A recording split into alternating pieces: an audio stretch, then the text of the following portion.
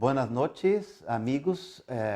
Estamos agradecidos a Dios y también a usted por permitirnos estar en su casa esta noche para juntos estudiarmos la palabra de Dios.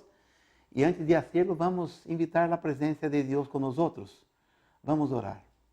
Bondadoso Padre Celestial, ahora que vamos a estudiar tu palabra, suplicamos, Señor, tu presencia, la presencia de tu Espíritu, para que podamos entender las verdades que vamos a estudiar.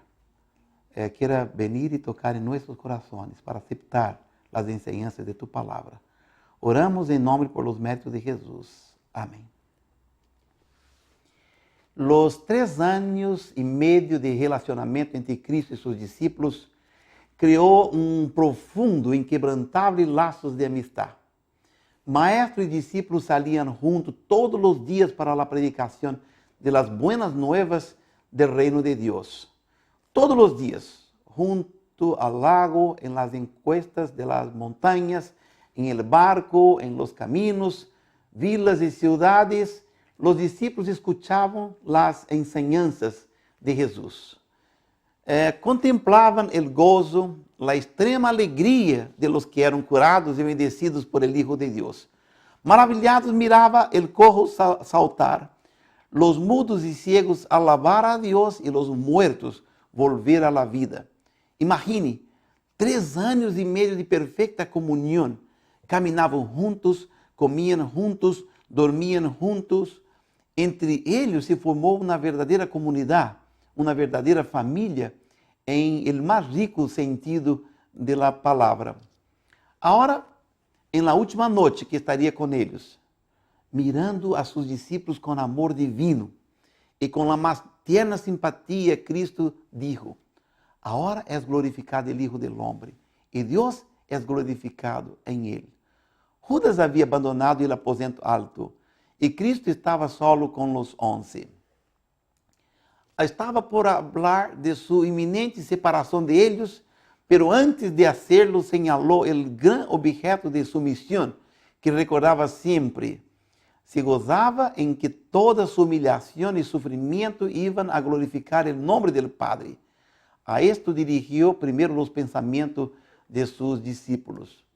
Luego, dirigiéndose a ellos con el término cariñoso de hijitos, dijo: aún poco estoy con vosotros, me buscaréis. Mas como dijo a los judíos: donde yo voy, vosotros no podéis venir. Así dijo a vosotros ahora.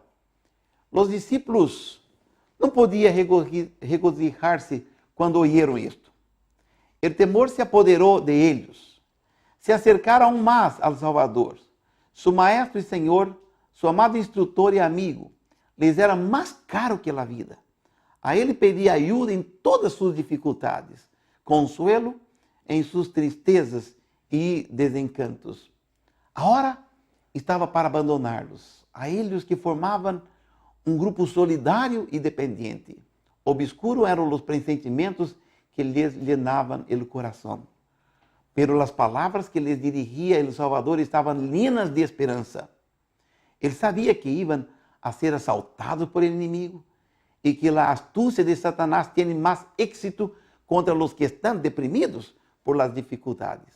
Com tierno amor, se acercou a eles e lhes dijo: yo rogaré al Padre e os dará outro consolador para que esté con vosotros para siempre, al Espíritu de verdad, al cual el mundo no puede recibir, porque no lo ve, ni le conoce, mas vosotros le conocéis, porque está con vosotros y será en vosotros.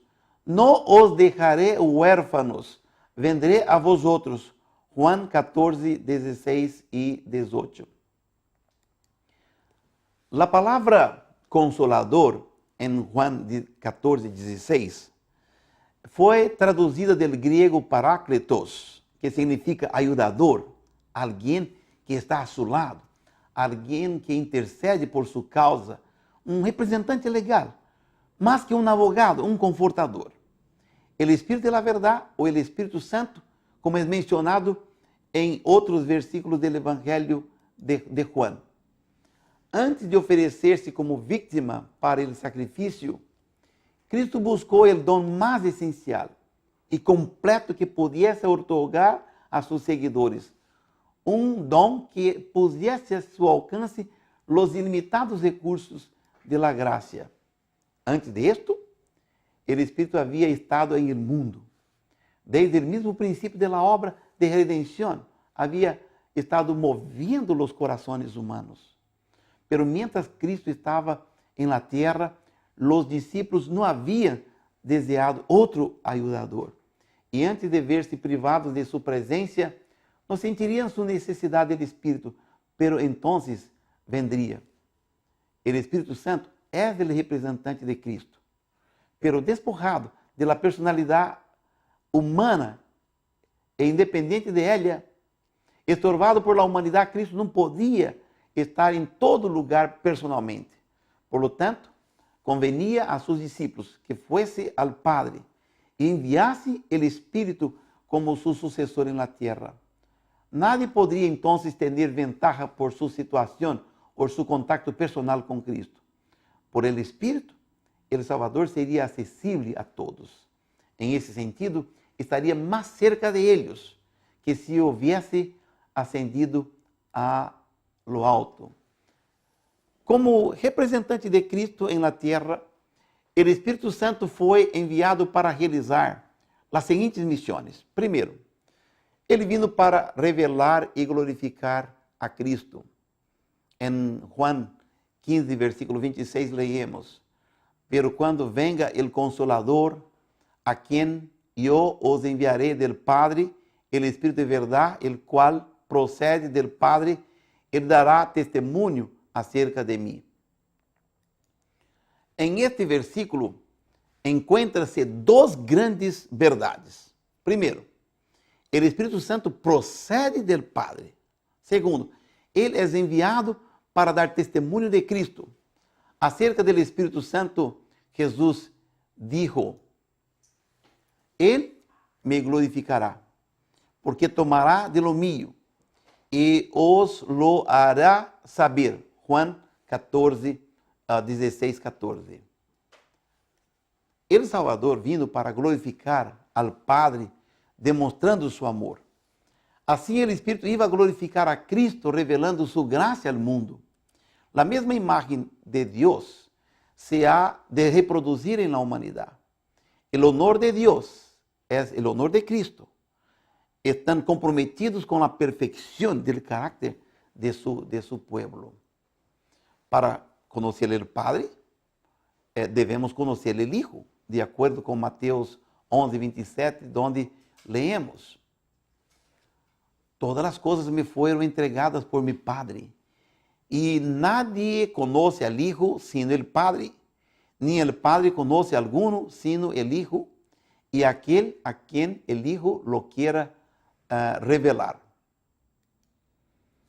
E para conhecer o Hijo, devemos conhecer o Espírito Santo. Assim, o Hijo revela al Padre e o Espírito Santo revela o Hijo. Segundo, vino também para revelar e guiar a toda a verdade. Em Juan 16, 12 e 13, leemos: Aún tenho muitas coisas que deciros, mas agora não la podeis sobrellevar. Pero quando viniere aquele Espírito de verdade, ele os guiará a toda a verdade, porque não hablará de si mesmo, sino que hablará todo lo que oyere, e os hará saber as coisas que habrán de venir. Jesus havia aberto delante de seus discípulos uma vasta extensão da verdade. Pero les era muito difícil impedir que suas mentes se mesclaran suas lecciones com as tradições e máximas de los escribas e fariseus. Havia aprendido a aceptar as enseñanças de los rabinos como voz de Deus. E isto dominava todavia suas mentes e moldava seus sentimentos. As ideias terrenais, as coisas temporais ocupavam todavia muito lugar em seus pensamentos. Não compreendia a natureza espiritual do reino de Cristo, aunque ele se les havia explicado tantas vezes. Suas mentes se haviam confundido. Não compreendia o valor de las Escrituras que Cristo apresentava. Muitas de suas lecciones pareciam não hallar cabida em suas mentes. Jesus viu que não compreendiam o verdadeiro significado de suas palavras. Compassivamente, les prometeu que o Espírito Santo les recordaria esses dichos. E havia deixado sem dizer muitas coisas que não podiam ser compreendidas por los discípulos. Estas também lhes seriam reveladas por el Espírito. O Espírito havia de vivificar seu entendimento a fim de que pudesse apreciar as coisas celestiais. Quando veniere aquele Espírito de verdade, dijo Jesus, ele os guiará a toda a verdade. A Bíblia Sagrada também é definida como a verdade, em Juan 17:17. Por lo tanto, é impossível llegar a compreender a palavra de Deus sem a iluminação do Espírito Santo, por meio de la qual ela foi dada.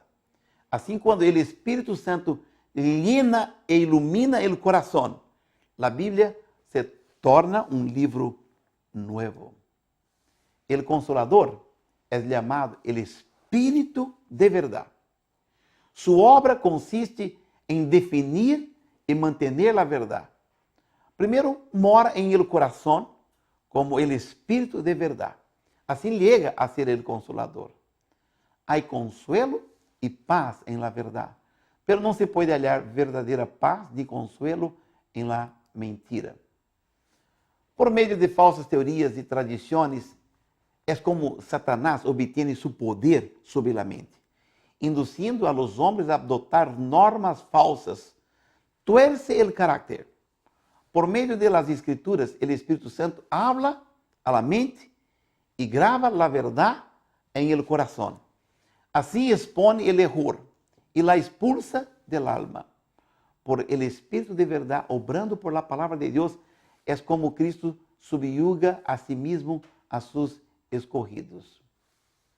Em San Juan 14:26, nós leemos, mas el Consolador, el Espírito Santo, a quien el Padre enviará en mi nombre, él os enseñará todas las cosas e os recordará todo lo que eu os he dicho. Não há uma sola verdade que precisamos conhecer, lo qual o Espírito Santo não esteja preparado para guiar-nos. E a maior verdade a qual o Espírito quer guiar-nos é Jesus, que dijo de si mesmo: Eu sou o caminho e a verdade e a vida. Nadie viene al Padre sino por mim. Juan 14, versículo 6.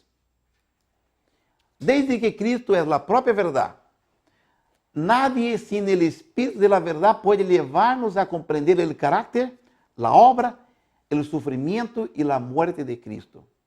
E terceiro, a missão do Espírito Santo, vino para convencer al mundo del pecado, de la justicia e juicio. Em San Juan 16, de 8 a 11, leemos: E quando ele venga, convencerá o mundo del pecado, de justicia e del juicio. Del pecado, por quanto não crê em mim. De justicia, por quanto vou al Padre, e não me vereis mais. E del juicio, por quanto el príncipe deste mundo ha sido já juzgado. A definição de pecado em la Bíblia é: todo aquele que comete pecado transgrede também a lei, pois o pecado é a transgressão da lei, conforme 1 de Juan 3, versículo 4. A definição bíblica de justiça é: hablará em língua tus dichos, porque todos tus mandamentos são justiça. Salmo 119, versículo 172. Por lo tanto, se entendemos que pecado é transgressão da lei e justiça é obediência a ela, e desde que a obra do Espírito Santo é convencer do pecado e da justiça, então devemos entender que a obra do Espírito Santo é convencer-nos da transgressão e levar-nos à obediência lo que é possível unicamente por meio de uma entrega sem reserva a Cristo. Essa é a razão por que Cristo dijo, de pecado por quanto não crê em mim. Em outras palavras, o maior pecado é não querer aceitar a Jesus, o único por lo qual podemos obter o perdão. Quando o Espírito de verdade viniere, redarguirá al mundo del pecado e de justiça e del juízo, como leemos. A predicação da palavra seria inútil sem a contínua presença e ajuda do Espírito Santo. Este é o único maestro eficaz de la verdade divina. Unicamente quando a verdade vaya ao coração, acompanhada por el Espírito, vivificará a consciência ou transformará a vida. Uno poderia apresentar a letra da palavra de Deus, estar familiarizado com todos os mandamentos e promessas, pero a menos que o Espírito grave a verdade, nenhuma alma cairá sobre a roca e será quebrantada. Nenhum grado de educação, nem ventaja alguma, por grande que seja, pode fazer de uno um conduto de luz sem a cooperação do Espírito de Deus. A siembra de la semilla del Evangelho não terá êxito a menos que essa semilla seja vivificada por el rocío del cielo. Antes que um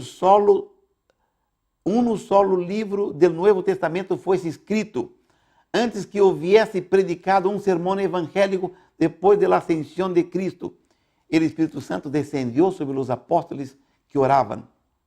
Então, o testemunho de seus inimigos foi: habéis llenado a Jerusalém de vuestra doutrina. E quarto, ele vino como o agente divino de generação. Em Tito 3, 5 e 6 leemos: nos salvou, não por obras de justiça que nosotros hubiéramos hecho, sino por su misericórdia, por el lavamiento de la generación y por la renovación del Espíritu Santo, el cual derramó en nosotros abundantemente por Jesucristo nuestro Salvador. El recebimiento interior del Espíritu Santo, que nos transforma a la imagen de Dios, prosigue la obra de la santificación que se inició en nosotros a través del nuevo nacimiento, que en Juan 3:6 es llamado del nacimiento del Espíritu. Al describir a sus discípulos la obra y el cargo del Espíritu Santo, Jesús trató de inspirarles el gozo, la esperanza que alentaba su propio corazón. Se regocijaba por la ayuda abundante que había provisto para su iglesia. El Espíritu Santo era más elevado de todos los dones que podía solicitar de su Padre para la exaltación de su pueblo. El Espíritu iba a ser dado como agente regenerador. Y sin esto, el sacrificio de Cristo había sido inútil. El poder del mal se había estado fortaleciendo durante siglos. E a submissão de los hombres a esse cautiveiro satânico era assombrosa. O pecado podia ser resistido e vencido unicamente por la poderosa intervenção de la terceira persona de la divinidade, que iba a venir não com energia modificada, sino em la plenitud del poder divino. O Espírito é o que hace eficaz lo que ha sido realizado por el Redentor del mundo. Por el Espíritu es purificado el corazón. Por el Espíritu llega a ser el creyente partícipe de la naturaleza divina. Cristo ha dado su Espíritu como poder divino para vencer todas las tendencias hacia el mal, hereditarias y cultivadas, y para gravar su propio carácter en su iglesia. Cristo prometeu o dom do Espírito Santo à sua igreja, e a promessa nos pertence a nós outros, tanto como aos primeiros discípulos. Pero, como toda outra promessa, nos é dado bajo condições. Há muitos que creem e professam aferrar-se à la promessa do Senhor. Hablan acerca de Cristo e acerca do Espírito Santo. E, sin embargo, não recebe benefício algum.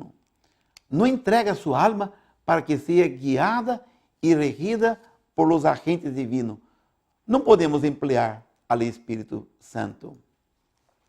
O Espírito ha de emplear-nos a nós outros. Por el Espírito obra Deus em su pueblo. Assim ele querer como ele hacer por su buena voluntad.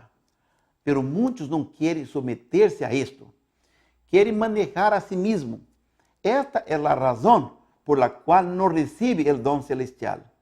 Unicamente aqueles que esperam humildemente em Deus e velam por ter sua direção e graça, se dá o Espírito. O poder de Deus aguarda que eles lo pidan e lo recibam. Esta bendição prometida, reclamada por la fé, trae todas as demás bendições em sua estela.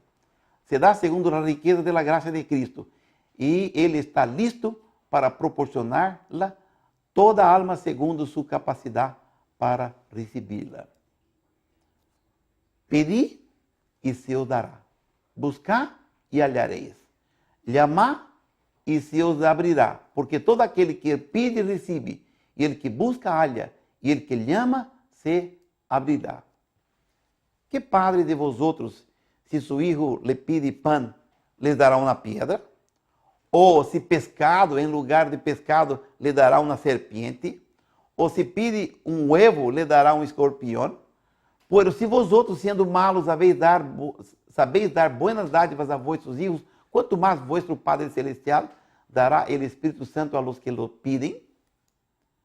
Amigo, le invito ahora mesmo a aceptar a Jesus como tu Salvador personal.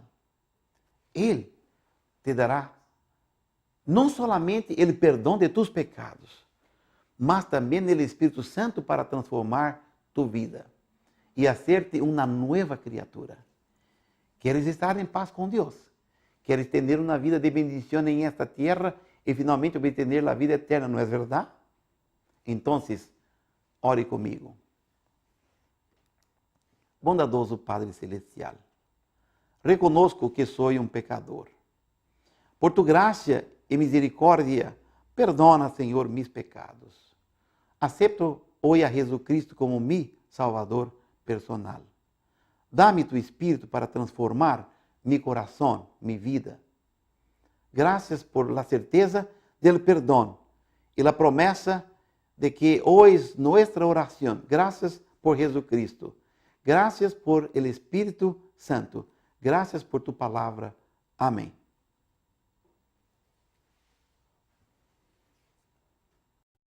Para mayor información, visite www.verdadysalvacion.com. Si tiene preguntas, escríbanos a la dirección electrónica info@verdadysalvacion.com o llame a la línea 310-204-1844. Visítenos también en la página de Facebook en www.facebook.com/Verdad y Salvación. También en YouTube en www.youtube.com/Verdad y Salvación. Llame a la línea 310-204-1844 o escríbanos al programa a Verdad y Salvación, P.O. Box 7646, Redlands, California 92375.